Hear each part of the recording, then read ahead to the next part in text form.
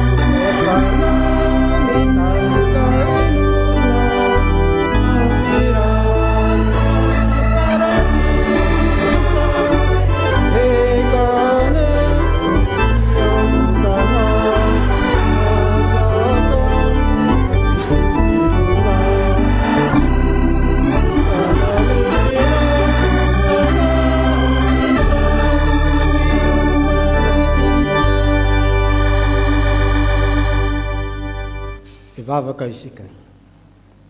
Midera sy mankalaza ary misaotra anao izay Tompo Andriamanitra io. Fa Andriamanitra mitasy manasoa anay ianao. Profin'izany no mbola mahavelona ainanay ka mahatratra izao anio izao. Tanteraho sy amarino hoe Tompo ny teninao. Ny amin'ny fanatrehanao ny olona mivory amin'ny anaranao. Aoka ny fananao masina ampifantoka anay mandritra izao fanompom-pivavahana izao. Fa ataonay amin'ny anaran'i Jesosy Kristy mpamonjy anay izany vavaka izany. Izy efa nampianatra anay vavaka manao hoe Rainay izay an-danitra, ho amasina ny anaranao, tonga ny fanjakanao, atao anay sitraponao ety an-tany tahaka ny an-danitra. Omeo anay anina ny sahazo anay, ary mamelany elokay tahaka namelanay izay milika taminay. Laza mitondra anay ho amin'ny fakapana, manafahana amin'ny ratsy, anao ny fanjakana sy ny hery, ary ny voninahitra mandrika izay. Amen.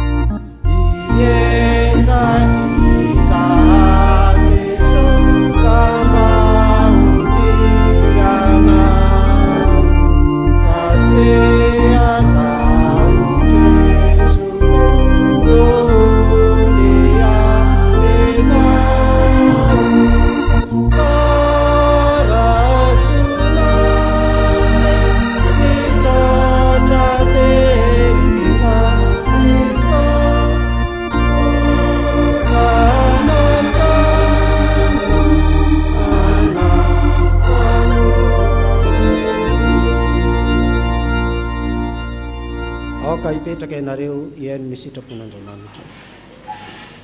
Iavana reso amin'ny fanajana ny teny sitrapon'Andriamanitra izay omeny atsika.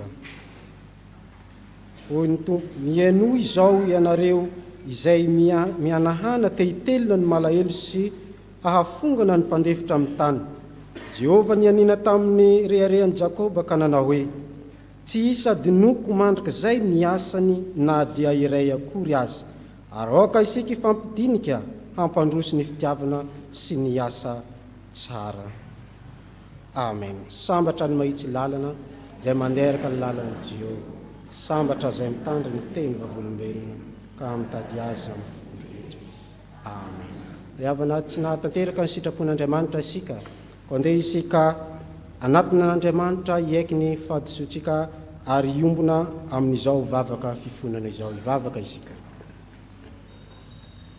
Indrisy ry Tompo Andriamanitra eo, raha vao avy nandre ny sitraponao izahay, dia mahatsaro fa tsy tanteraka. Mianahana izahay ka tsy mba mahatanteraka ny sitraponao. Matetika izahay manararaotra ireo mpandefitra aminay, tsy mifampidinika mpandroso ny fitiavana sy ny asa tsara. Noho izany, Andriamanitro, mifona sy mibebaka aminao izahay, mamindrafo aminay, mamelany elokay. Ampodio aminay indray ny fifaliana amin'ny famonjenao. Amin'ny anaran'i Jesosy Kristy Tomponay no anandratanay izany vavaka izany. Amen.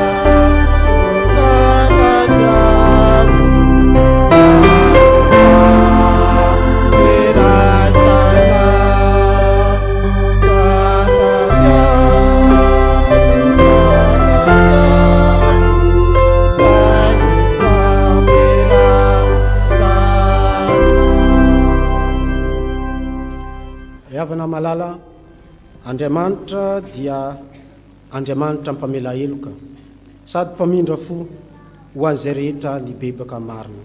Ko anao izay ny bebaka marina, koa raiso ampitsanganana ny teny famelan-keloka izay omeny atsika.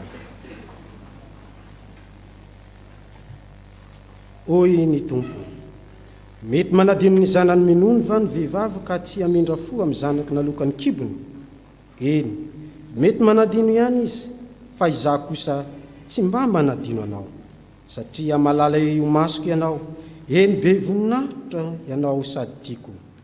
Ary hoy Jesosy, voavela ny eloko ao, ho ambarako amin'ny anaran'i Jesosy Kristy, fa voavela ny elokareo noho ny anaran'ny masina samy amiteran'ny tompo.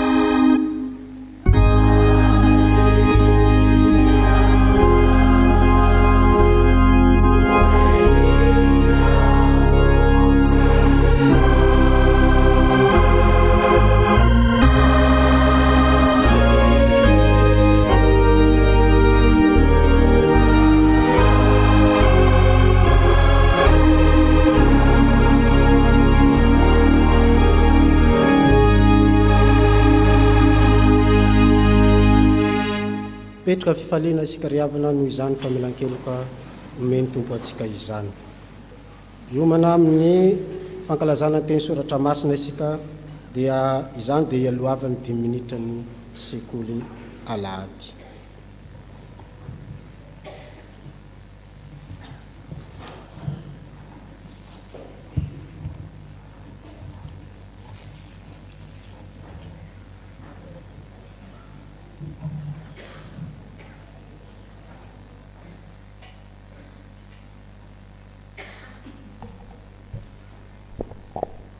Faly miarabantsika rehetra indray tafavory eto an-tranon'Andriamanitra. Hitsangana ny mpampianatra sekoly alahady, ny ankizy sy ny tanora rehetra tonga amin'izao fotoana izao. Andeo iraintsika ny hira fa 2:27, ny andinin'ny voalohany sy ny andinin'ny fahatelo, ka toy izao ny fomba irantsika an'izany. Ny lazaolazao rankizy dia iraintsika olon-dehibe rehetra. Rehefa tonga eo amin'ilay hoe ry mpampianatra eo dia ny ankizy sy ny tanora no manao azy, ary ny mifalia izao iombonantsika fiangonana rehetra.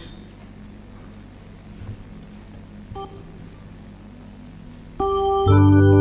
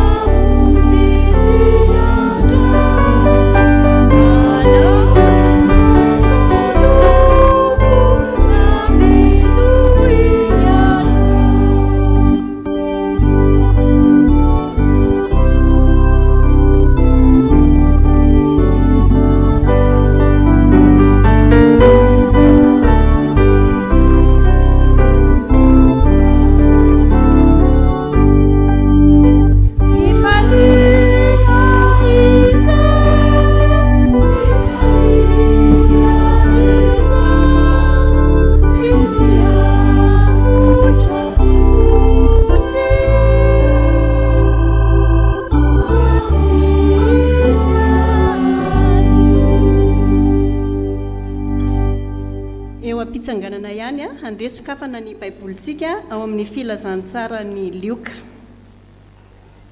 Lioka toko 5 ny 9:30 sy ny 2:30 no iarahantsika rehetra mamaky. Lioka toko 5 ny 9:30 sy ny 2:30. Rehefa nahitasika dia arahana mamaky amin'ny anaran'i Jesosy manao hoe Jesosy namaly hoe tsy ny salama mila mpanao fanafody fa ny marary, tsy avy hiantsony marinao fa ny mpanota mba hibebaka. Amen. Afaka mipetraka isika rehetra. Andeha ho andraisantsika lesona amin'ny alalan'ny tantara kely izay andalan-tsoratra masina fohy izay. Fotoana ny tafika masina moa zao volana ho zao. Dia rehefa nandeha nanao tafika masina ny mpitandrina sy ny ekipa izay niaraka aminy dia tonga tao amina tokantrano anankiray tokantranon-drakoto. Ny mpitandrina no nialoha lalana tamin'izay dia nandondona tao amin'ny rakoto izy. Dia izao no navalin-drakoto tao aorianan'ny fisavasavana lalana izay nataon'ny mpitandrina. Inona moa pastera ny tokony andeha hibebahako? Zany tsy mba manao ratsy amin'olona zany e? Zany tena manao izay mety, tena miezaka mihitsy ary tena tsy misy antony tokony hibebahako za mihitsy satria fantatro fa ara-dalàna foana ny zavatra ataoko. Dia nandresy lahatra teo foana ihany ny mpitandrina ny amin'ny hoe mba hibebahany fa indrisy nanamary tena hatramin'ny farany ingarakoto satria manao ny tsara hono izy amin'ny andavanandro. Rehefa tonga ny fotoana faharoa iverenanao amin'ny tokantranon-drakoto dia niaraka tamin'ny ekipa izay niaraka amin'ny pasteur.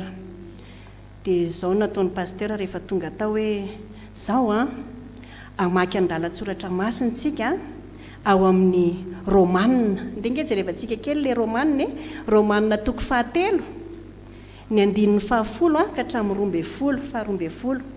I Romanina io sy pastera no vakiako ka izao isaky ny tapitra ny andininy anankiray dia miara-manohy ity teny ho lazaiko ity isika rehetra. Ndao raha jerentsika nge le Romanina toko 7 ny 10:10 ka hatramin'ny 12:10. Izao mivakin'izy io ao hoe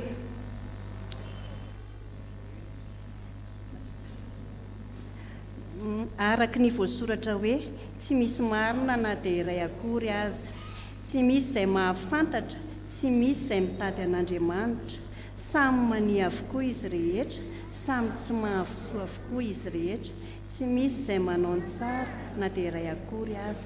Dia izao ny ataontsika ozy ny mpitandrina mantsy ny ekipa izay niaraka aminy. Rehefa tonga ao amin'ny tokantranon-drakoto isika dia ireo andalan-tsoratra masin'ireo tohizantsika ny amin'ny farany hoe afatsy rakoto ihany. Izay dia efa niombi-kevitra izany ny mpitandrina sy reto mpanao tafika masina niaraka taminy. Tonga tao amin'ny rakoto raha izay tsy nampoizin-drakoto ny zavatra hitranga. Andehantsika rehefa vita ny fanombohana dia sokafantsika amin'ny baiboly ao amin'ny Romanina toko 7 ny 10:10 ka hatramin'ny 12:10. Dia miara-mamaky koa rakoto eny tompoko izy rakoto. Ndao ary tsika isolo tenan-drakoto amaky an'ity teny ity tohizantsika le hoe afatsy rakoto ihany isan'andininy. Ndao ary araka ny voasoratra hoe tsy misy marina na dia iray akory aza afatsy rakoto ihany, tsy misy izay mahafantatra, tsy misy izay mitady an'Andriamanitra, afatsy rakoto ihany, samy nania avokoa izy rehetra, samy tsy mahasoa avokoa izy rehetra, tsy misy izay manao ny tsara na dia iray akory aza, afatsy rakoto ihany. Ay ve zany sika rehetra rakoto avokoa Izay ajanontsika kely eo ny tantara. Inona no lesona hotsoahantsika ny amin'izay? Aoko isika tsy hanamary tena tahaka an-drakoto fa na dia ny kely sy bitika indrindra rehefa tsy araka ny sitrapon'Andriamanitra dia tokony aninona? Tokony hibebahantsika izany. Dia mbola tsy tary sika riavana hiroso amin'izany hoe fibebahana izany. Fotoanan'ny fibebahana tokoa izao ary inona moa loha hevitrintsika ny amin'ity volana ity? zay andalatsoratra masina izay zany a no entina ampahirezana antsika rehetra na ao anatin'ny vakansa na zay any amin'ny tafika masina na ny anatokantrano a dia tsy hanao anamarintena tahaka andrakoto isika voninahitra dia ho an'Andriamanitra irery any a hivavaka isika. Misaotra anao zay ry Andriamanitra rainay eo, misaotra fa afaka nianatra zay andalatsoratra masina fo izay, afaka nandray lesona isan'andro zay dia manana toetra tahaka andrakoto hifonanay a sy hibebahanay aminao zany. Voninahitra Jesosy dia ho anao irery any. Amen.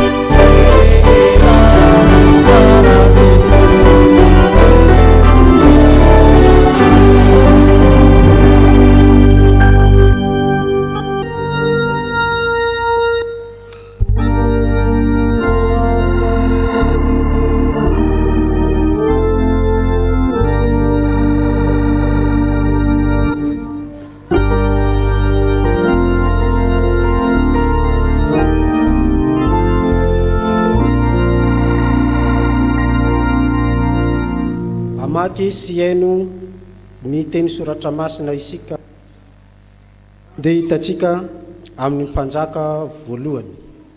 Mpanjaka voalohany toko 7:10 andininy 10 hatramin'ny andininy 11. Mpanjaka voalohany toko 7:10 andininy 10 hatramin'ny andininy 11. Rehefa hita dia hovakina amin'ny anaran'i Jesosy.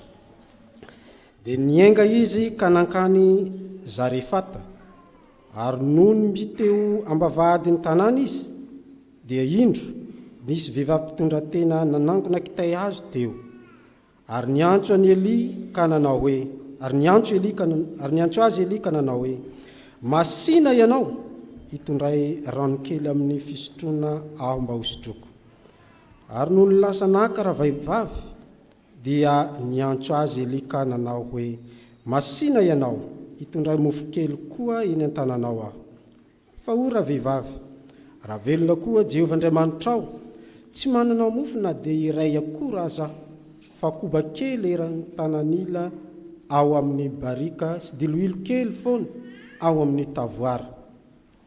Ary makatapakazo roa aho zao, ka hiditra anamboatra ireo ho anay mianaka, dia ho faty izahay. Fa hoy Eli taminy, aza matahotra fa andeha miditra, ka manaova araka izany lazainao izany. Nefa anaovy mofo kely ihany aho aloha, ka ento ety amiko, ary rehefa izany dia vao manaova ho anao sy ny zanakao koa.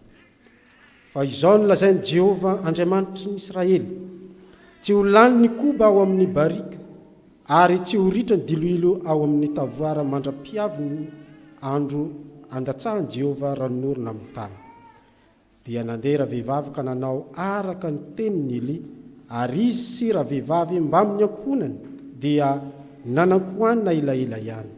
Nefa tsy lany ny koba tao amin'ny barika ary tsy ritra ny diloilo tao amin'ny tavoara araka ny teniny Jehova izay nampilazainy any Eli. Amen.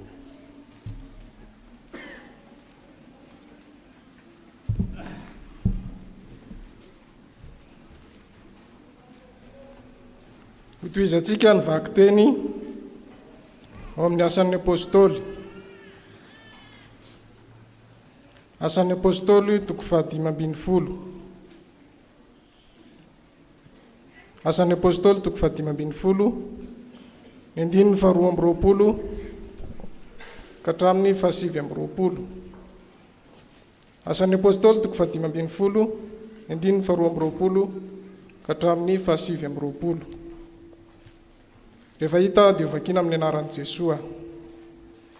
Ary sitraky ny apôstôly sy ny olona mba amin'ny fiangonana rehetra ny fidy olona amin'ny namany mba irany hiaraka amin'ny Paoly sy Barnabasy hankany Antiokia.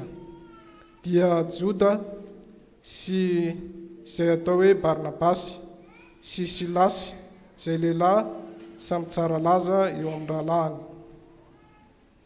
Ary nanoratra taratasy izy hoentin'ireo dia izao: ny apôstôly sy ny rahalahy olona miarahaba ny rahalahy avy amin'ny Jentilisa izay amin'ny Antiokia sy Siria ary Kilikia, satria efa renay fa ny sasany izay avy tany aminay efa nanao teny tabataba anareo ka namatika ny sainareo, kanefa tsy nasainay nanao izany izy. Dia sitrakay rehefa ny fanaran-kevitra ny fidy olona irahana akaty aminareo hiaraka amin'ny Barnabasy sy Paoly malalanay, lehilahy izay nanao ny ainy tsy ho zavatra voninahitry ny anaran'i Jesosy Kristy tompontsika. Dia nirahanay Joda sy Silasy, sady laza vava izany teny izany koa izy, fa sitraky ny fanamasina sy izay tsy ampitondra eto mavesatra anareo, afa-tsy izao zavatra tsy maintsy ho tandremana izao ihany. Dia ny fadinareo ena aterina amin'ny sampy sy ny raha sy ny zavatra kentaina ary ny fitsangatsangana. Raha matandry tena hifady izany ianareo dia hosoa, veloma ianareo.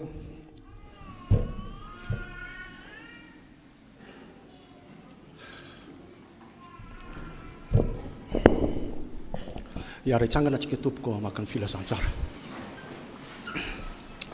Filazantsara araka ny Lioka toko 5, andininy 7:20 ka mitsahatra amin'ny andininy 4:20 amin'ny anaran'i Jesosy Kristy. Ary tamin'ny andro anankiray, raha nampiandry Jesosy dia nipetraka teo ny fariseo sasany sy ny mpampianadalàna izay efa niala tamin'ny tanàna rehetra any Galili sy Jodia ary tany Jerosalema. Ary ny herin'ny Tompo dia tao aminy mba hahasitranana.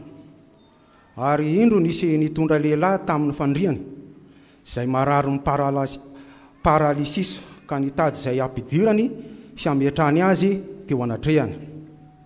Ary satria tsy nahita izay ampidirany azy izy noho ny abetsahany vahoaka, dia niakatra teo an-tampon-trano ka nanisora ny tafotany manga, dia nampidino ny raha lehilahy mba amin'ny fandriany ho eo afovoan'ny olona dia teo anatrihan'i Jesosy.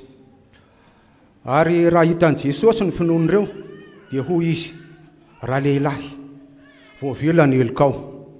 Fa ny mpanoran-dalàna sy ny fariseo niara-ny saina hoe: iza moa ity miteny ratsy ity? Iza no mahavela heliko afa-tsy Andriamanitra ihany?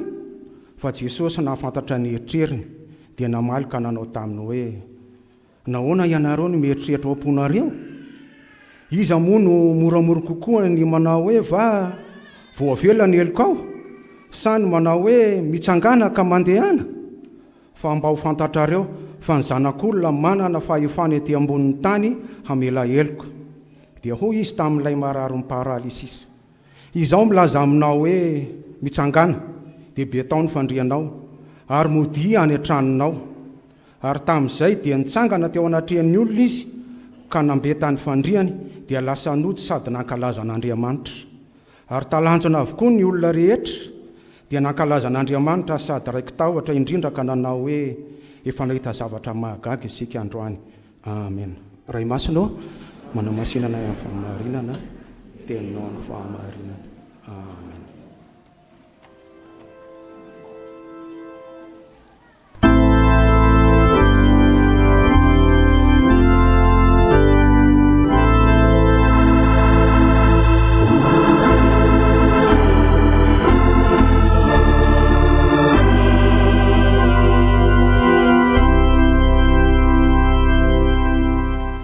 Vavakitsika tompoko ry Andriamanitra rainay o indre ny hafalianay raha tavavory eto ka mbola afaka nandreny vaky ny teninao raha otoriana aminay ary zany ankehitsiny aoka ny fanahinao masina hiasa mahery aty anatinay ho an'izay mpieno mba tsy ho mpiaino-mpanadino fa mpiaino-mpakatoa miasako ianao amin'ny mpanomponao izay tory-jany aminay miasa mahery fanahy-masinao ka aoka izay sirika mifonao no ambarany aminay dia tsy tony nidiranay teto ny voahanay fa mba ho feno fanahy masina tokoa izahay entinay ambakivaky indray ny herinandro vaovao izay diavinay dia mitenena ary tompo fa voninkenao anao izay mpanomponao amin'ny anaranao mavondro nanaovanay vavakay.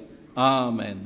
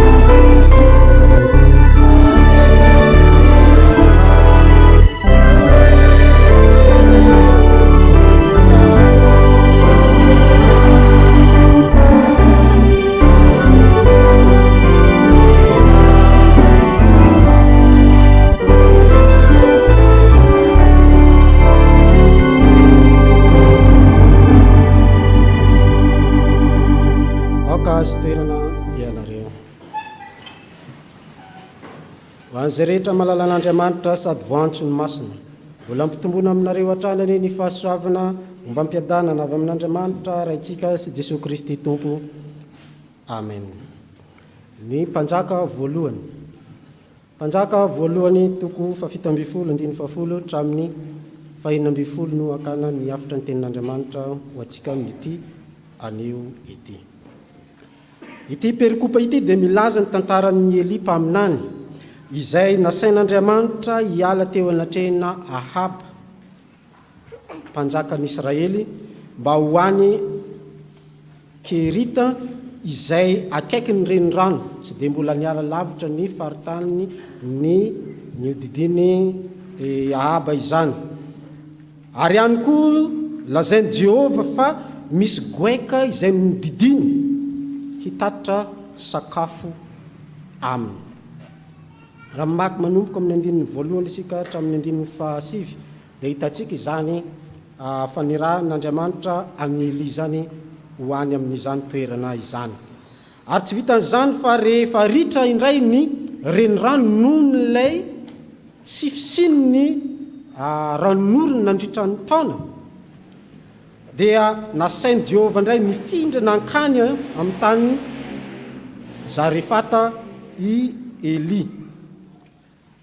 Any ho Jehova no hisy vehivavy mpitondra tena amelonazy indray. Hita amin'izao tantara izao fa mitady fomba rehetra hamelomana ny mpanompony Andriamanitra. Ary hita ihany koa fa mampiasa ny fahefany Andriamanitra entina nasoavana ny mpanaradi azy. Izany indrindra no ifampaherezantsika mpino anio hoe ary hitondranantsika amin'izao afitra izao manao hoe matoky aza misalasala manana finoana. Matoky aza misalasala manana finoana. Feno mosary ny tany, vokotry ny tsy fisiny ranon'orina, very fanantenana ny olona, araka izay niseho amin'ity tantara amin'ny soratra masina ity. Nalefa n'Andriamanitra tany Zarefata araka nambara teo Eli mpaminany, izay tsy tafiditra anatin'ny faritany Jiosy na zaritany Israely akory izany rehefa ritra ilay renirano fisotrony.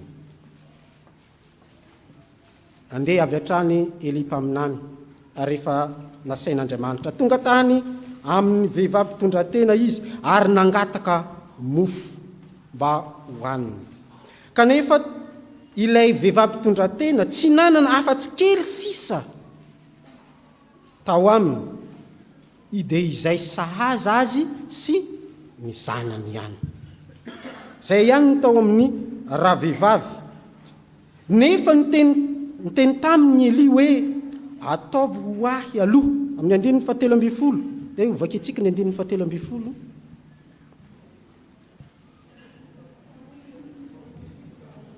Aza matahotra fandeha miditra ka manaova araka izany lazainao izany, nefa ataovy mofo kely ihany ny aloha ka ento ty amiko ary rehefa izany dia vao manaova ho anao sy ny zanako. Amen. Zavatra fahafa. Izy ilay vehivavy miteny hoe efa sahaza na dia izay efa mihinana ity aza, ilay dikan'ilay tenin'ny rahavehivavy mantsy hoe rehefa manana ity izahay avy manao an'ity dia ho faty izahay, dika izay hoe ho lany ilay ao dia tsisy hohanina intsony. Nefa Eli miteny hoe ataovy ho anahy aloha io dia avenao manao ny anareo. Raha miplasintsika zany dia mba ahoana zany? Kanefa Eli mihitsy no niteny tamin'ny rahavehivavy ataovy aloha ny anahy vao aveo manao ny anareo. Nefa tsy nijanona tamin'izany izy fa nampananteny Eli fa tsy ho lany ny koba ao anatin'ny barika, hoe dika teny hafa lafarinina lazana azy, tsy ho lany ny lafarinina ary tsy ho ritra ny diloilo mandra-pahavita ny mosary. Mbara soratra masina mandra-piaviny ny ranon'orana amin'ny tany. Ahoana ary no nahavitany Eli an'izany, ary ahoana no nahafahany rahavehivavy hino an'izany? Satria nomeny tenin'Andriamanitra finoana ilay vehivavy ary nomena fanambarana i Eli. Zany hoe disy révélation zany tao amin'ny Eli, fa nomen'Andriamanitra finoana koa rahavehivavy ka nanaika azy zany. Mety ho toy izany koa isika amin'ny fiainana. Feno fanahiana, fanjakazakany ny tsy fahampiana nefa ntson'Andriamanitra hanana finoana isika na dia toa tsy misy vahaolana aza eo anatrehantsika. Tsaroa fa niatra tamin'i Jesosy Kristy koa izany. Mosarena nandritra 40 andro Jesosy, saingy niazona ny finoana, tsy niova izy ary nino ny fahavitany ny sitraponina ray. Raha miaraka amin'ny Kristy isika dia manana loharano-kery tsy mety ritra, dia ny fahasoavana, fitiavana ary fiadanana. Ireo dia mitondra fanasitranana tahaka izay hitantsika tao amin'ny lioka. Noho izay finoana nanantsika n'Andriamanitra izay dia mitondra fanasitranana. Ireo izany fitiavan'Andriamanitra sy ny fahasoavana izany mitondra fanasitranana ho antsika ihany koa. Na ara-panahy izany, tahaka ilay tao amin'ny perikopantsika anio ihany, ilay milioka 5:7 hatramin'ny 9, ilay nasitranany Jesosy ilay lehilahy paralitika, izany hoe vonin'aretina paralysis. Raha amin'izao zany vokatry ny azo avy amin'ny aretina antsoina hoe AVC, izay tsy afa mihetsika, tsy afa mitsangana, malemy. Fa noho n'ilay finoany ny reti namany lehilahy malemy sy ny finoany ilay lehilahy dia nositraniny Jesosy, ary Jesosy rehefa manasitrana voalohany dia amin'ny alalana ara-panahy. Zay no tenena hoe voavelany elikao, dia ara-panahy zay. Ary zay famonjen'Andriamanitra ny fahasoavany ny fitiavana zay dia mitondra fanasitranana amin'ny fanahitsika ihany koa, ary tsy mijanona eo ihany fa hoe sitrana ianao, mitsangana ka mandehany be tao ny fandrinao dia modiana an-tranonao, dia mahazo fanasitranana zany. Ny fahasoavana sy ny fitiavan'ny Tompo no manasitrana ny lehilahy azony aretina fahalemena araka ny lioka teo. Eo ihany koa ny finoana nananan'ireo namany noho izany. Nanam-pinoana ny raha vehivavy teo anatrehan'ny Eli, tamin'ilay tenin'Andriamanitra nomeny Eli azy. Isika ihany koa dia aoka mba hanam-pinoana tahaka izany. Matoki aza misalasala manana finoana, aoka nefa tsy ho amin'ny herintsika na amin'ny herin'ny tenanao no anaovanao izany fa miankina amin'ny herin'Andriamanitra, satria Andriamanitra tsy mba mamitaka. Andriamanitra tsy mba mamitaka. Ny fahafoizan-tenan'ilay mpitondra tena dia niteraka famonjena ho azy sy ny ankohonany, izay marika ny finoana ihany. Dia ohatran'izay koa isika, ny fahafoizan-tenantsika, ny finoana nanantsika, tsy atsika ihany ny voavonjy fa ny ankohonantsika koa. Asan'ny Apôstôly 5:1-3:30, minoan Jesosy Tompo dia vonjeny ianao sy ny ankohonanao. Ka rehefa mino anao, tsy anao ihany ny voavonjy fa ny ankohonanao. Ny finoanao dia misy fiantraikana amin'ny taranakao. Ary zany no hitantsika amin'izao soratra masina izao. Hitantsika koa zany tamin'ny raha vehivavy. Hitantsika zany tamin'ny raha vehivavy. Fa tanteraka izay famonjena izay. Tanteraka ny famonjena izay dia jerentsika ny 9:40. Ndao vakitsika ny 9:40 amin'izao perikopa zao, mpanjaka voalohany 7:70. 9:40 aminaran'ny Tompo manao hoe: nefa tsy lany ny koba tao amin'ny barily, ary tsy ritra ny diloilo tao amin'ny tavoara, araka ny teny Jehova izay nampilazainy any Eli. Izany hoe nanankohaniny izy nandritra ny fotoana lava, satria nino ilay tenin'ny Eli izy, satria Eli dia mpaminany. Ary io dia mifandray amin'ilay famonjena mbola toy izao tantara izao amin'ny 7:20. Dao jerentsika indray ny 7:20 midina ambany fotsiny atsika mahita izay. Amin'ny anaran'ny Tompo manao hoe: ary Eli nandray ny zaza ka nitondra azy ny avy tao amin'ny efitrano ambony ho any anaty trano, dia natolona ny raha vehivavy ka hoy izy: inty fa velona ny zanakao. Satria rehefa mitohy tantara io dia maty ilay zanaka raha vehivavy. Dia mbola Eli ihany no nangataka tamin'Andriamanitra hoe mba hahaveloman'ilay zaza, satria raha vehivavy efa nino ny tenin'Andriamanitra. Toy izany koa rehefa manome amin'ny finoana isika dia tsy ho very ny valim-pititsika. Tsy ho very ny valim-pitinao rehefa manome amin'ny finoana ianao. Rehefa miaraka amin'ny Kristy isika dia tsy ho lany tahaka ny lafarinina ary tsy ho ritra tahaka ny diloilo ny fahasoavan'Andriamanitra hitoboka eo amin'ny fiainanao. Fa manana finoana. Matokia aza misalasala manana finoana. Hiafitra faharoa dia izao. Aza matahotra fa tsy maintsy tanteraka izay lazainy tenin'Andriamanitra. Aza matahotra fa tsy maintsy tanteraka izay lazainy tenin'Andriamanitra. Andininy 10 tapany faharoa ndao indray ndeha hovakitsika.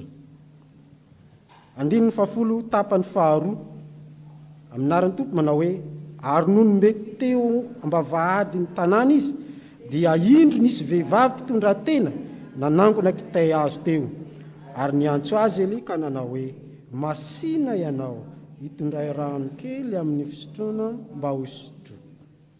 Amen. Ny fahatanterahan'ny tenin'Andriamanitra sady tamin'ny Eli no tamin'ny ravehivavy. Satria avy any amin'ny manomboka amin'ny 1 hatramin'ny 7 dia Andriamanitra mampanantena fa isy vehivavy mpitondra tena no amelona anao. Dia inona zao nitranga zao dia iny tokoa tanteraka ilay tenin'Andriamanitra. Tanteraka ilay tenin'Andriamanitra. Vakitsika indray ny verenitsika vakiny indray ny 7 sy ny 4. 7 vakitsika teo fa toizatsika amin'ny 4 indray aminaran'ny tompo manao hoe fa hoy Eli taminy aza matahotra fa andeha miditra ka manaova araka izay lazainao izany. Nefa naovo kely ihany aho aloha ka ento ety amiko ary rehefa izany dia vao manao zanakao koa. Fa izao no lazainy Jehovah Andriamanitra ny Israely. Tsy ho lany ny koba ao amin'ny barika ary tsy ho ritra ny diloilo ao amin'ny tavoara mandra-piavy ny andro andatsahany Jehovah ranomorona amin'ny tany.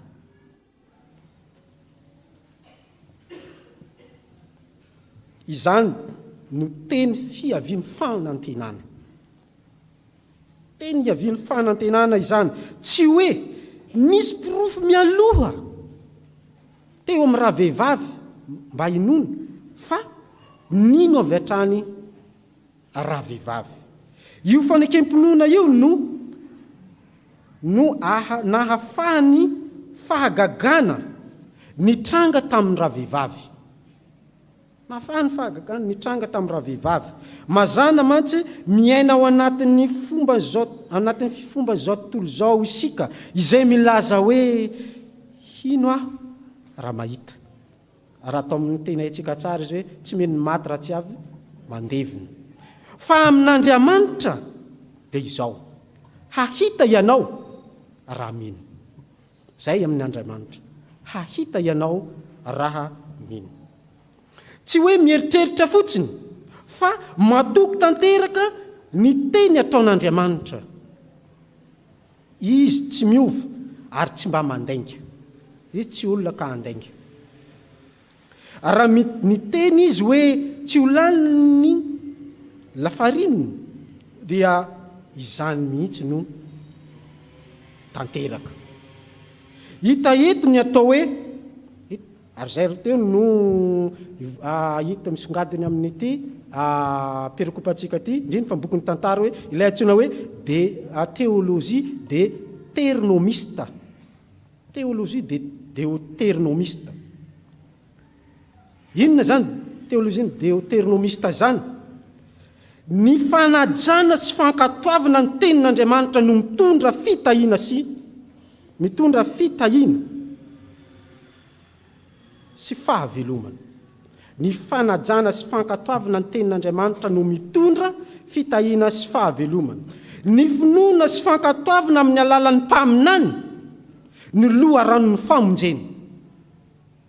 Ary ny fahagagana sy ny fahasoavana dia avy amin'ny fankatoavana.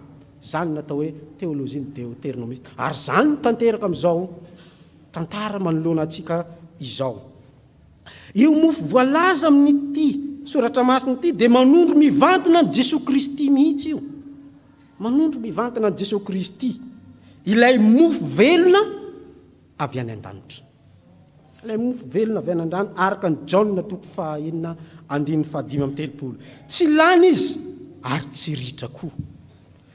Ka mbola ampy ho an'izay rehetra manatona azy amin'ny finoana.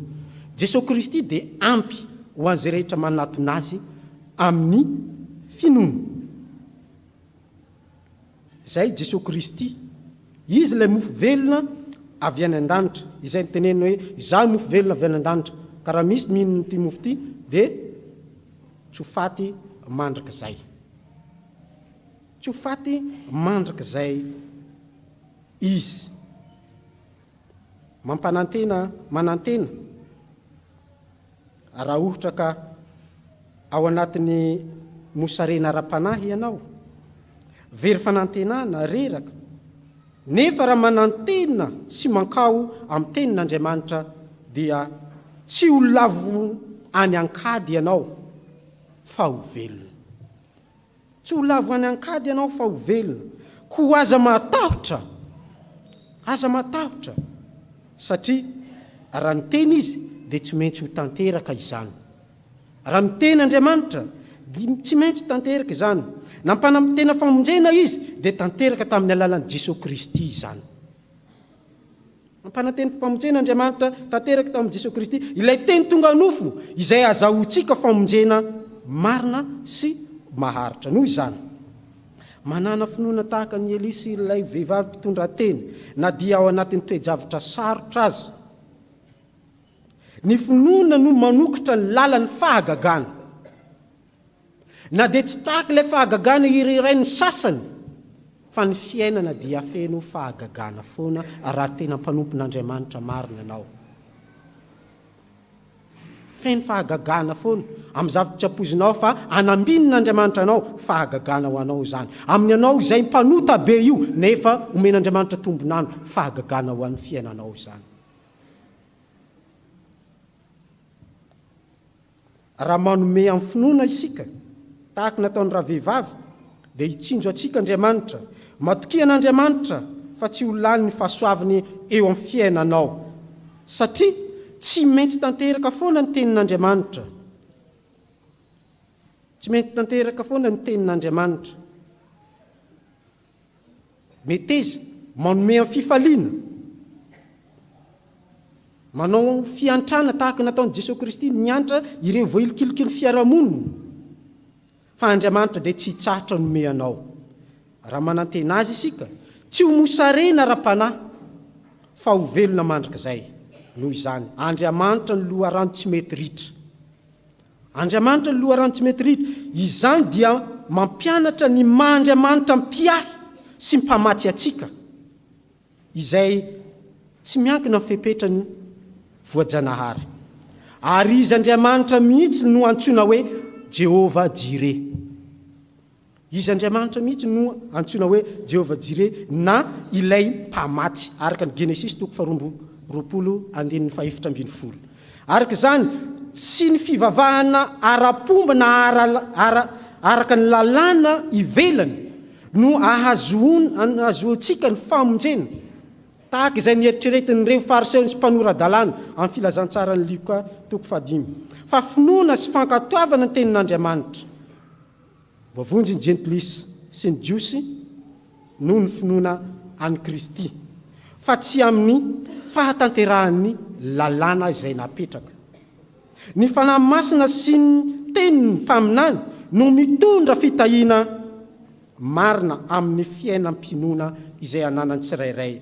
Koa noho izany, ny famonjena sy ny fahasoavana dia azo avy amin'ny finoana sy fankatoavana sy sitrapon'Andriamanitra, fa tsy amin'ny lalàna ara-pivavahana na fombafomba ara-pivavahana. Jesosy no loharano sy fahatanterahana izany famonjena izany ho an'ny rehetra izay mino azy. Jesosy no loharano fahatanterahana izany famonjena sy fahasoavana ho an'ny rehetra izay mino azy. Koa meteza ary isika hatoky tsy salasala ary hanam-ponoana an'Andriamanitra. Aza matahotra fa tsy maintsy tanteraka ny tenin'Andriamanitra izay lazainy aminao, izay mampanantena anao, mampahery anao, ary zany ihany koa no ifampaherizantsika mpino. Araka ny lohahevitra antsika mivolana aty manao hoe mifampahery ny mpino.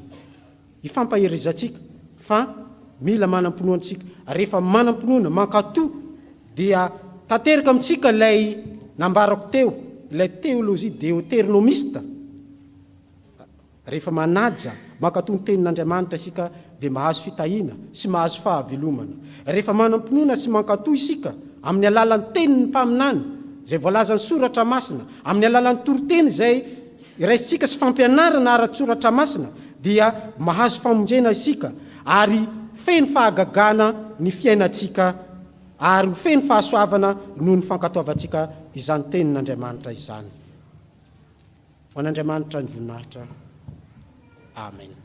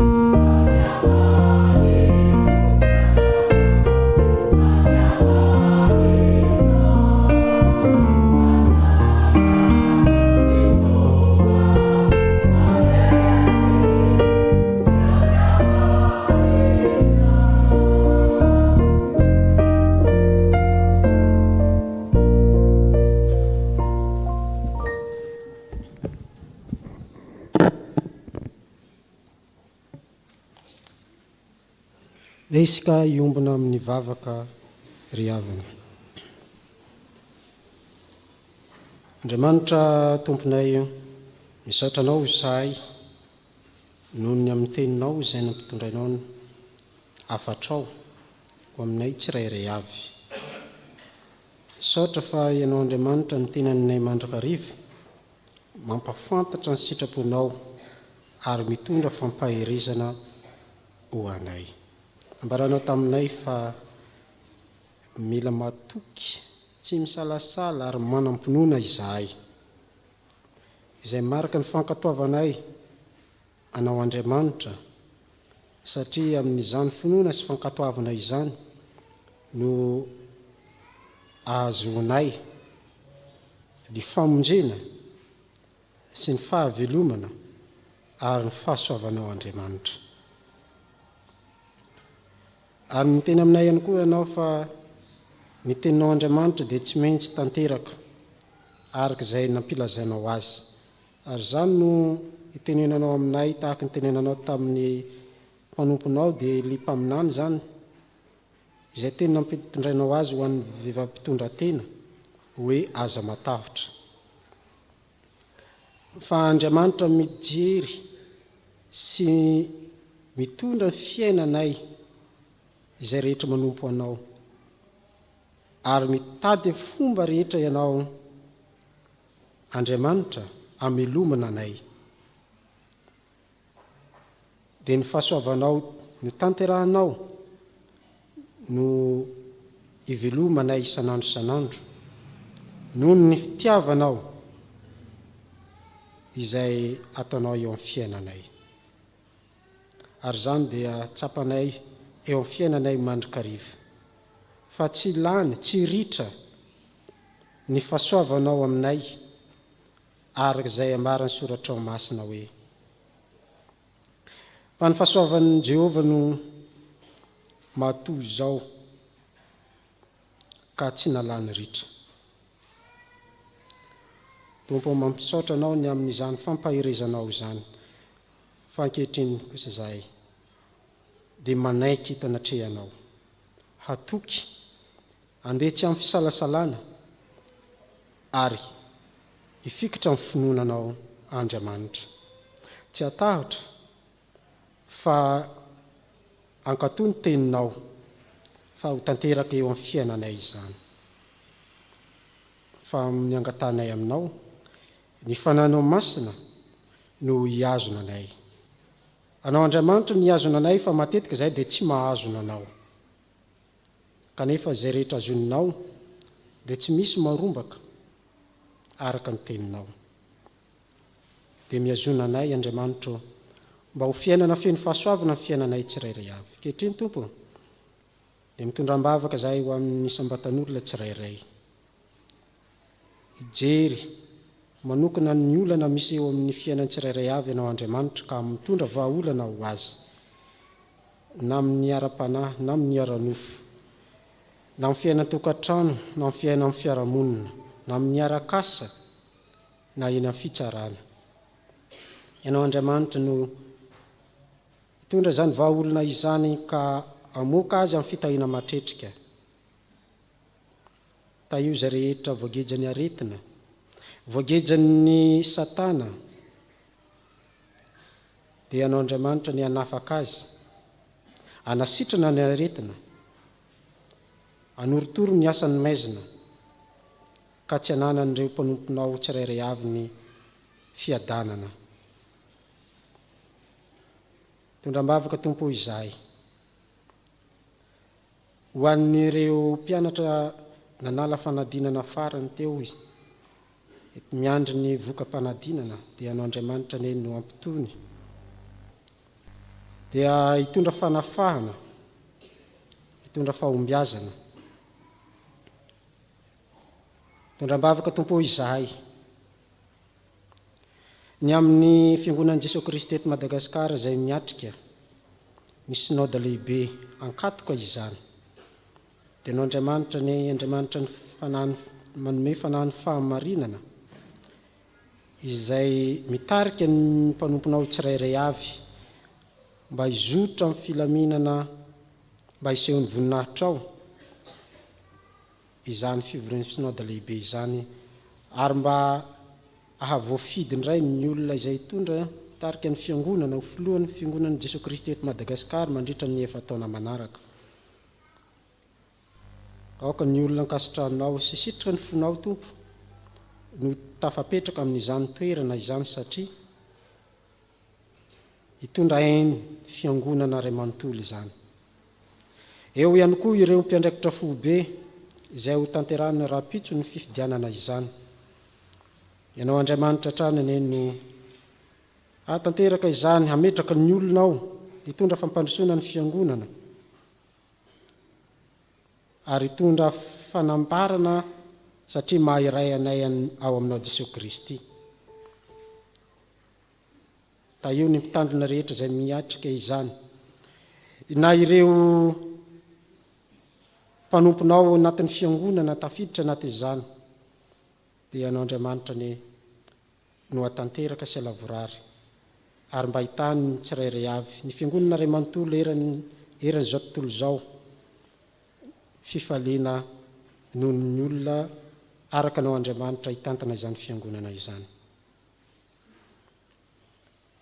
Andriamanitra tomponay dia mivavaka hatrany izay ho an'ny firenenay sy ny mpitondranay, dia ianao Andriamanitra no hitahy ary anome fanano masina ho an'ireo mpitondra, fanano fahatahorana anao hiala amin'ny fahazarany ratsy, lalan-dririnina,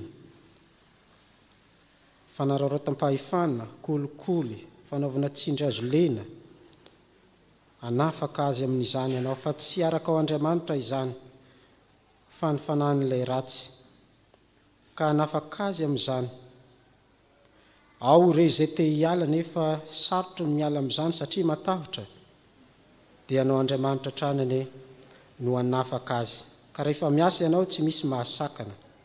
Ao kosa izay mbola midongy minitsy miala amin'izany, ka rehefa ianao koa no manery manafaka azy amin'izany dia tsy hafanoatra amin'izany izy fa tompony fahefana rehetra ianao Andriamanitra.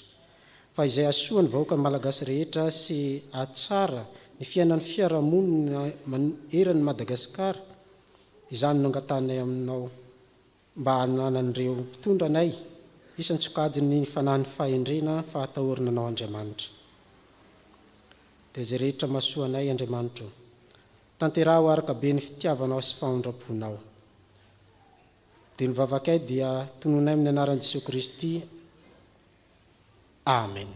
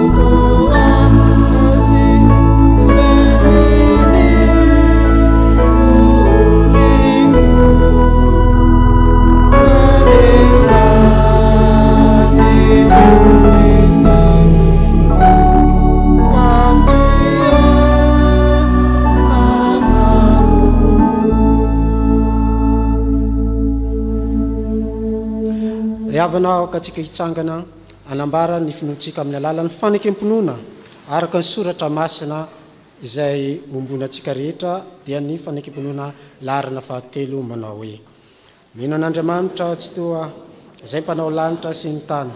Andriamanitra dia fanahy, Andriamanitra dia fitiavana, Andriamanitra dia manjakatra amin'ny taloha indrindra ka ho mandrakizay.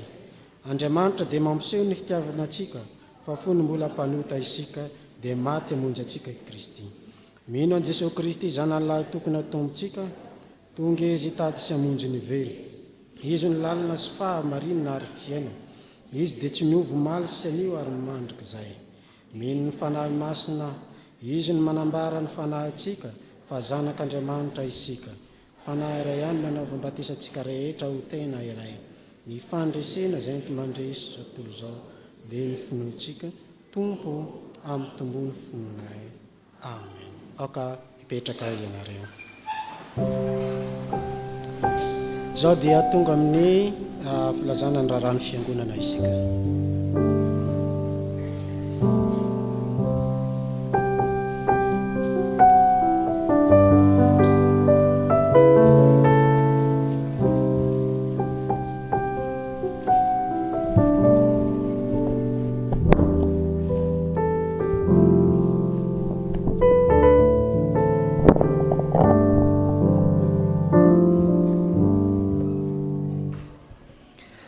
dia ho aminareo rehetra ny hery havana ny fahasoavana sy ny fiadanana avy amin'Andriamanitra ray antsika sy Jesosy Kristy Tompo. Amen. Toy indray ny vaovao ray izao marain'izao. Vaovao avy amin'ny sampana sekoly alahady. Tsy miverina ny rantsana tany ketsa anio hariva. Mitohy hatrany ihany koa ny fampianarana faobe isan'alahady manomboka amin'ny 7 ora maraina. Mivarotra mamy sy masira ny sampana sekoly alahady rehefa mirava ny fiangonana ka manasantsika rehetra andray anjara amin'izany.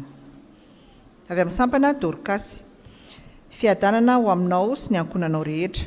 Miverina mpikambana rehetra ny sabotsy izao amin'ny 3 ora tolakandro fa hivory sy hanadio ny fiangonana isika. Misaotra tompoko. Avy amin'ny sampana Mpanazava Stily. Finaritra. Ianga Rahapitso fa 12 Aogositra ho an'ny Vatomandry ny Sampaty anatanteraka ny lasy lehibe ny fivondronana. Mpikambana misa 20 no andray anjara amin'izany. Mba ahafahana mandamina ny fiaingana amin'ny 10 ora maraina dia matory aty am-piangonana ny rehetra miaraka amin'ny entana sy ny sakafo hariva.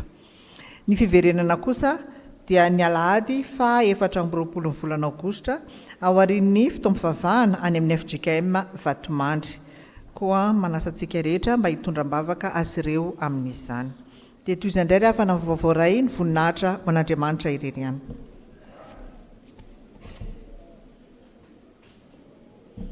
Roso amin'ny rakitra isika ry havana. Ny hira ao amin'ny fandaharana no iraitsika.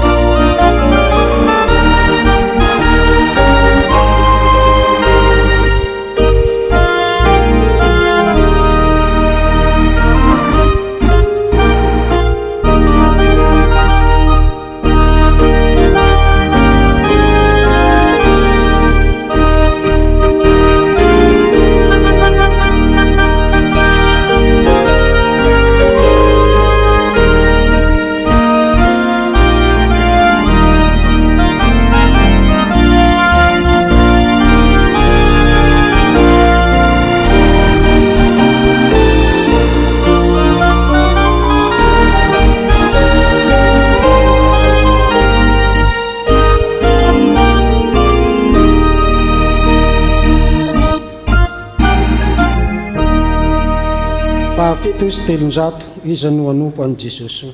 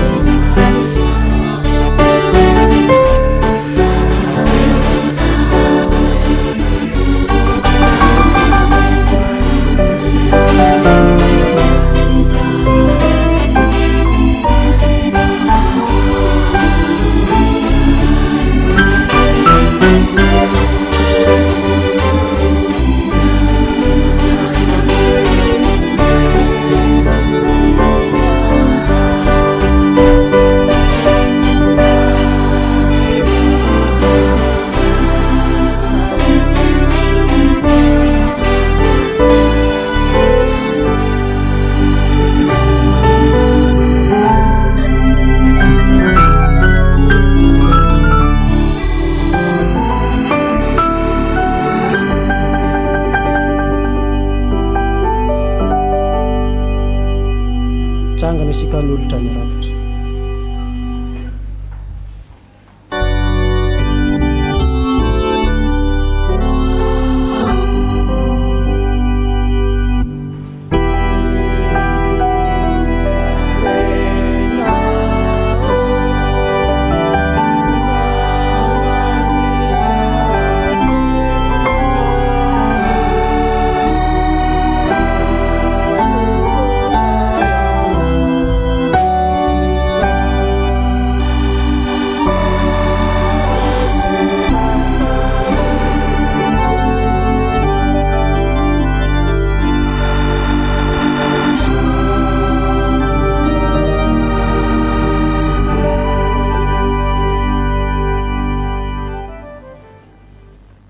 Asainay sika zay vahiny tonga manatrika fanimpom-pivavahana hiaraka aminay indray ny fanasan'ny tompo aorian'izao fanimpom-pivavahana izao. Ataontsika ny hira mialoha sy aorian'ny tsodrano.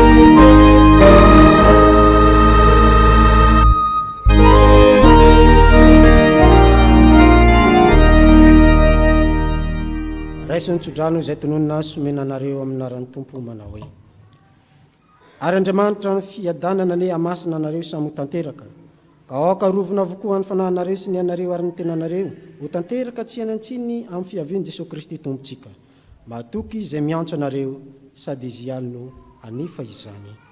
Amen.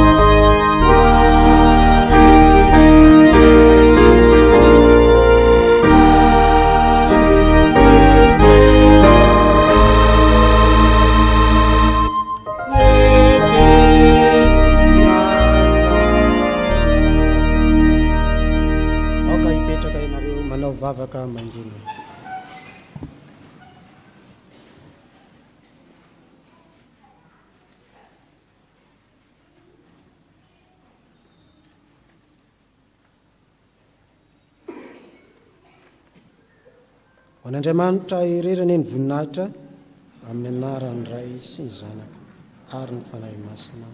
Amen.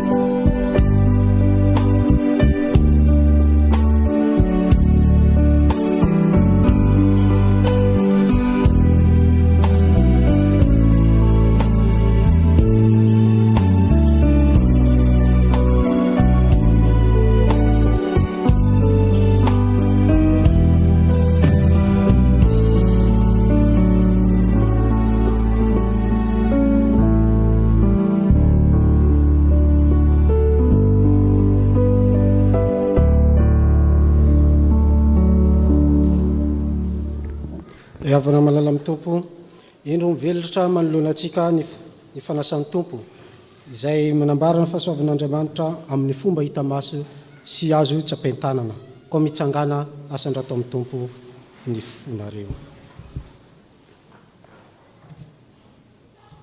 Voasoratra hoe, ianareo rehetra izay mangetaheta mankanisa amin'ny rano, ary ianareo izay tsy manambola avia mividi ka homano. Eny, avy mividi divay sy ronono, nefa tsy ambolana amin'karina. Nahoana ianareo no mandany vola amin'izay tsy hanina, ary nivokotra ny fisasaranareo amin'izay tsy mahavoky, mieno dia mieno ahy. Ka hano izay tsara, dia aoka iravoravo amin'ny matavy ny fanahinareo. Amen. Ivavaka isika. Fantatray fa tompontompo sy mpanjakan'ny mpanjaka ianao ry Jesosy Kristy mpamonjy anay eo. Anao avokoa ny fahefana rehetra ny an-danitra sy ety ambonin'ny tany. Midera sy mankalaza ary manome voninahitra anao isanandro ny anjely tsy ombalinalina, ny mpaminany, ny apôstôly ary ny martiory sy olom-boavitra efa sambotra any aminao. Koa velao re, ny feonay mba iombona amin'ny feo izy ireo, misandratra sady ny fanjakana sy ho fiobiana hoe.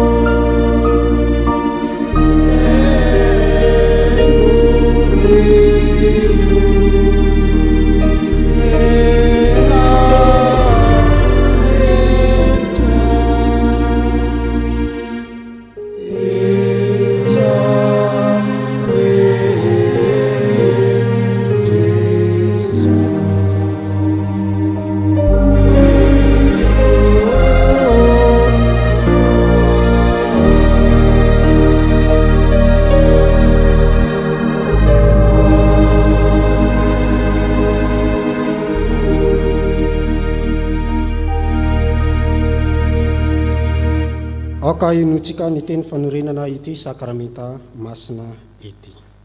Fa Jesosy tompo tamin'iny alina iny izay namadiana azy dia nandray mofo, ary rehefa nisaotra izy dia nivakina ka hoy izy, raiso hano, ity ny teniko izay omena anareo, izao no ataovo fahatsiarovana. Dia araka izany koa ny kapoka rehefa nisaotra izy, rehefa nihinana izy dia hoy izy, misy tro amin'ity nareo rehetra fa hiteno raha koa ny amin'ny fanekena vaovao izay alatsiko ho an'ny maro famelan-keloka. Izao natao fahatsiarovana naoviana no misotro ianareo. Fa naoviana ianareo mihinana amin'itony mofo itony sy misotro amin'ny kapoka dia manambara ny fahafatesan'ny tompo ianareo mandra-piaviny. Dia isika hivavaka ho fahatsiarovana ny asa-pamonjena nataon'i Jesosy sy ny fangatahana ny fanahy masina. Hivavaka isika. Ry tompo rainay izay nan-danitra, indreto izay manao eto anatrehanao, ny fahatsiarovana, ny fahatongavany zanaka olona, ny fijaliany, ny fahafatesany, ny fitsanganany tamin'ny toerany maty ary fiakariny tamboninahitsy sy ny fifonany mandrik'izay. Ary miandry sy mitalao ny fiverenany izahay. Taio tanteraka izao sakramenta masina izao, mba ho endriky ilay fanatitra tokona sy tanteraka nateriny indray mandeha monja ho anay teo amin'ny azo fijalinany tamin'ny alalan'i Jesosy Kristy mpamonjy anay. Ry tompo rainay izay nan-danitra, aoka hiasa ny fananao masina, hamasino ny mofo, anambara ny tenan'i Jesosy Kristy, hamasino ny kapoka mba anambara ny ran'i Jesosy Kristy tomponay. Hiasa aminay ny fananao masina mba hatsiarovanay ho tafaray marina tokoa amin'ny tena sy ny ran'i Jesosy Kristy tomponay to ampandraisana ny mofo sy ny kapoka. Fa ny fananao masina no aharinao, amelomanao, anamasinanao ary anomezanao anay ny zavatra rehetra. Mihaino anay ry Andriamanitra tsy to noho ny fitiavanao sy famindraponao amin'ny Kristy, fa amin'ny anarany no angatahanay izany. Amen. Ny mofo izay vakitsika dia firaisina amin'ny tenan'i Jesosy Kristy tompontsika izay nivakina ho antsika. Satria iray ihany ny mofo, isika rehetra dia tena iray na dia maro azy, fa isika rehetra dia samy mandray amin'ny mofo iray izany avokoa. Ny kapoka ny fisaorana izay isaorantsika dia firaisina amin'ny rano Jesosy Kristy tompontsika, ny rano fanekena vaovao izay nalatsaka ho antsika. Hoy ny tompo, andeha fa efa voavoatra avokoa ny zavatra rehetra. Petraka ianareo.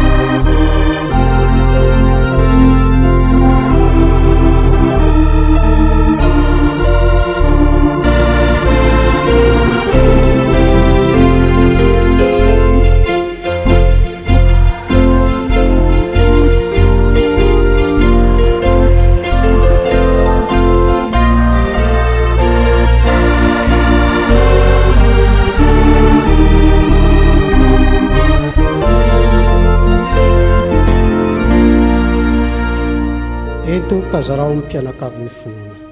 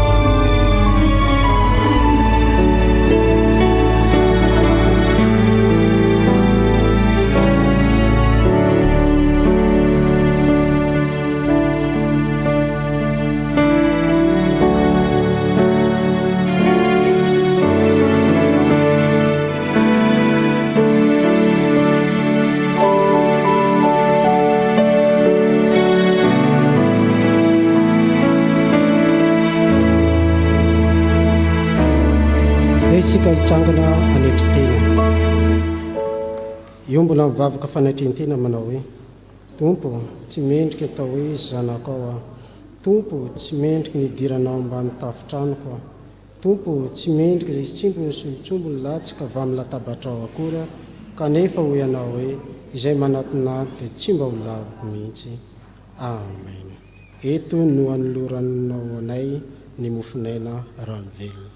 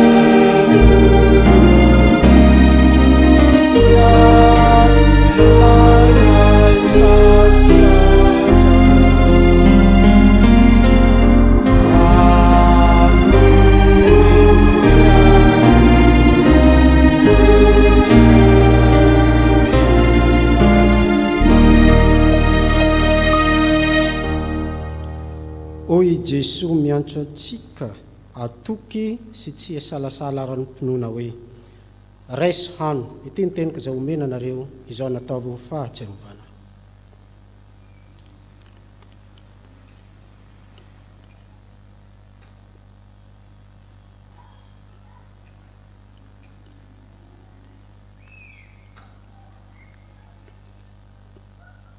Raiso no tenako no teninao.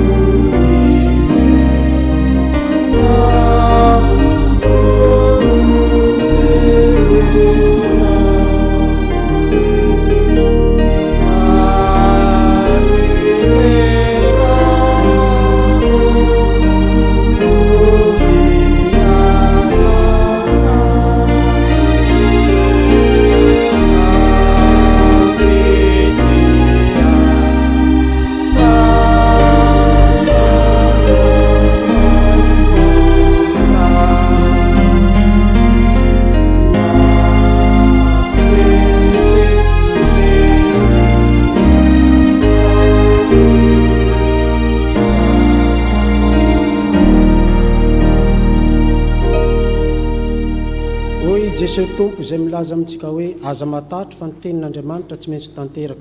Sotroina rehetra ity fa hitenao rako ny amin'ny fanekena vaovao izay alatsika ho an'ny maro famelan-kelo. Izao no atao fahatsiarovana na ovinana no misotro ianareo.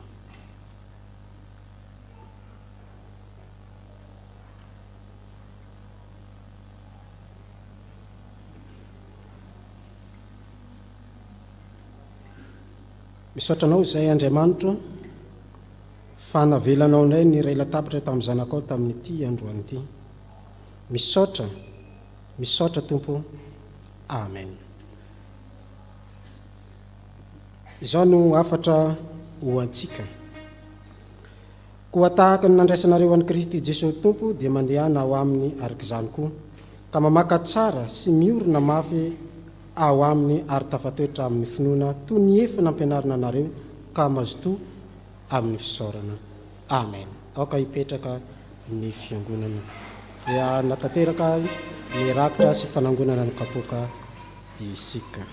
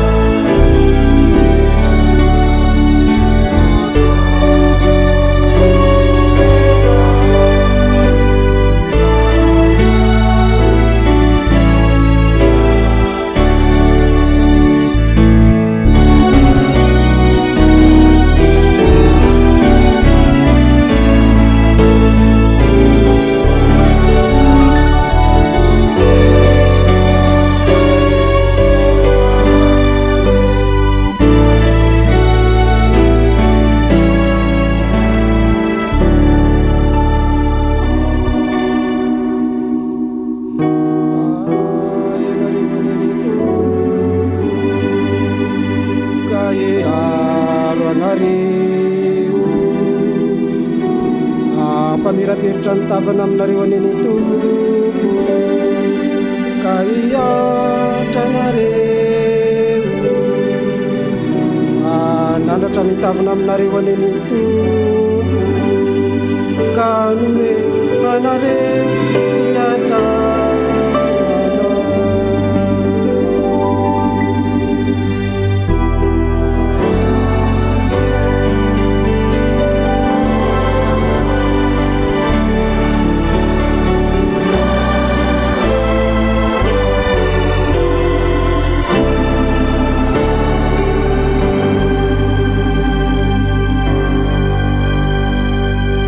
ipetraka ianareo nanao vavaka manginaka